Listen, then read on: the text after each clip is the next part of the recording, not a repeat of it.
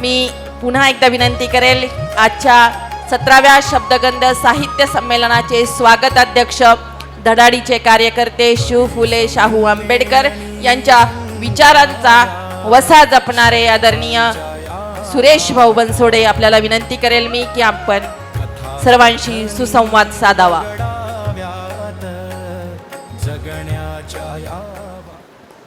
आज या ठिकाणी आपण सर्वजण 17वे साहित्य संमेलन शब्दगंध यासाठी उपस्थित आहोत. आत्ताच आपल्या कार्यक्रमाचे उद्घाटन करून दत्ता मामा भरणे, त्याचप्रमाणे आपले लोकप्रिय आमदार संग्रामभाई जगताप यांच्या शुभ हस्ते झालं. आता मंचावर उपस्थित असलेल्या आपल्या शहराच्या महापौर ज्योतिताई गाडे, त्याचप्रमाणे संमेलनाध्यक्ष संदीपजी सांगळे साहेब, अशोकरावजी गायकवाड साहेब, त्याचप्रमाणे ज्यांना आत्ता पुरस्कार भेटला ते पटेल साहेब, आपल्या शब्दगंधचे अध्यक्ष राजेंद्रजी उदागे, त्याचप्रमाणे संजयजी खामकर, परिमलजी निकम साहेब व आपले सर्वच गोसावी साहेब, आपले सूत्रसंचालन करणारे गोसावी मॅडम व सर्वच आपले सदस्य, महिला, सर्वांचं मी या ठिकाणी स्वागत करतो. व या संमेलनानिमित्त तुम्ही जे काही मला मान सन्मान दिला, स्वागतात अध्यक्ष केलं, त्याबद्दल मी सर्वप्रथम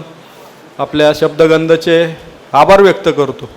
व जेवढं आपल्याला चांगलं करता येईल आपण त्या पद्धतीने कार्यक्रमासाठी सर्वांनी 10-15 दिवसापासून नियोजन केलं. सर्व आपली टीम असेल, आमचे सर्व सहकारी असतील, सर्व नगरसेवक असेल, सर्वांचं मी या ठिकाणी स्वागत करतो. व आपल्या नगरीला आपण जे स्वर्गीय अरुण काकांचं नाव दिलं ते का दिलं, कारण आपलं जे पहिलंच होतं साहित्य संमेलन त्यावेळेस काकांनी त्याचं उद्घाटन केलं होतं व ते आता अविरतपणे चालू राहिलं व ते इथून पुढे पण चालू राहील.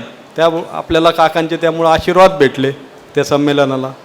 व यामध्ये आपल्या सर्वांचा मान सन्मान जो काय आपण केला आमच्या विनंतीला देऊन, त्याबद्दल मी सर्वांचं या ठिकाणी स्वागत करतो. त्याचप्रमाणे आपल्या जे काय आजकाल मोबाईलमध्ये तरुण पिढी गुंग झालेली, तर आपल्या संमेलनाच्या माध्यमातून मी सर्वांना आवाहन करतो की आपण थोडं साहित्याकडे वळलं पाहिजे, पुस्तकाचं वाचन केलं पाहिजे. थोडा वेळ तरी मोबाईल साईडला ठेवून पुस्तक वाचन जर केलं तर ह्या साहित्य संमेलनाचा आपला जो काय आपण एवढा आटोकाट प्रयत्न करतो, कवी संमेलन ठेवतो, पुस्तक प्रदर्शन ठेवतो, त्याचा एक स्वार्थ साधला जाईल असं मी या ठिकाणी सांगतो. थांबतो.